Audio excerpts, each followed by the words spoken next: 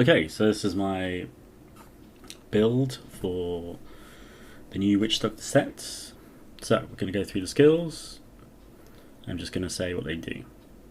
Armor, crowd control damage, utility, armor, damage, armor. Now, confidence ritual. This is going to give us 25% additional damage. That's a lot.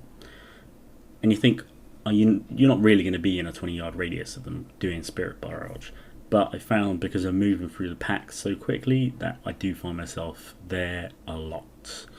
Very close to the enemies. Even Rift Guardians, which sometimes I don't really want to be. Next is Gruesome Feast. This is a great one because obviously maximum mana and maximum intelligence. So anytime you can scoop one up, it's not really viable if you're running around looking for health globes, but we've got a fix for that in the Avarice Band, which is part of my kit. Pierce the Veil, again, more damage. Why not? It's the mana cost on the skill that we use is negligible, and with Gruesome Feast becomes even more negligible because we're constantly getting buffed on the mana. Grave Injustice. Now this is really why the Avarice Band shines, because as a piece of utility, increasing the maximum radius of pickup, which then increases the cooldown rate, which means I can run Big Bad Voodoo almost. Uptime is almost all the time, which, if not all the time, depending on pack density, which sometimes is a thing, but there you go. And your Spirit Harvest as well, you can run that constantly because you're never running out of time to find another pack, because you can always have it. Also, Piranha, very useful for crowd control, especially when the bosses have, the elites or champion packs have really bad affixes that mess with you. So, skills. Looking at the gear, I have gone full set. I was running Agulds, Avarice Band, Echoing Fury for the Frenzy, Traveller's Pledge, and Compass Rose for the set bonus, Endless Walk. Obviously these, because this is where the Soul Harvest really gives you the bonus.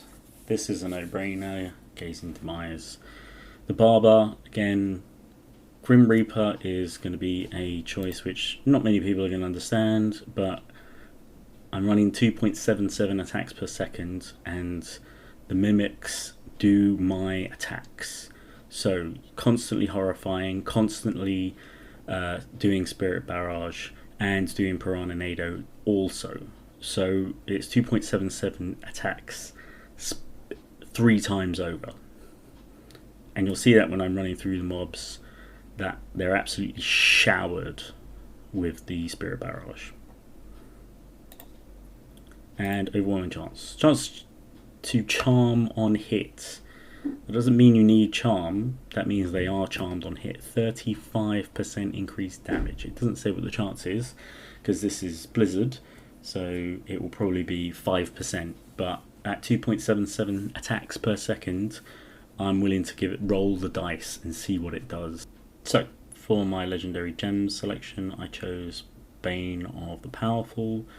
This gives you a bonus of 20% damage for a period of time, depending on what level you've upgraded it. Mine, I think, is 80. And also increases damage against elite and reduces damage taken from elites by 15%. So it's a damage bonus of 35% against elites, which is great, really. Increased damage always helps, and it's just stacking on this build.